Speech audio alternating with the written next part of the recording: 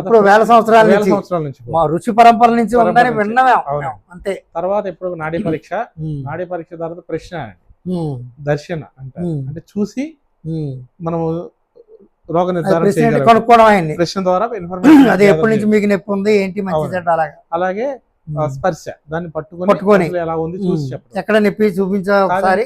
ఏమవుతుందంటే ఇప్పుడు ఉన్నటువంటి ప్రెసెంట్ అంటే మా బిఎంఎస్ డాక్టర్స్ లో కూడా అందరికి నాడి అనేది రాదండి. అదే చాలా తక్కువ ఉన్నారు ఇండియాలో. నేను ఇప్పుడు ఫేస్ చేసేది కూడా అదే. మీరు వచ్చి కలుసుకుని మనం మాట్లాడుకున్న తర్వాత మీరు అన్న మాట విని నేను ఆశ్చర్యపోయాను అనమాట.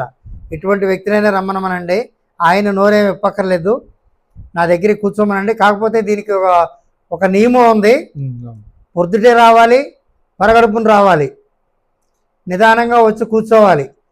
దాదాపుగా దీనికి 30 నుంచి 50 నిమిషాల వరకు కూడా సమయం తీసుకోవచ్చు. ఆ ఓపికతో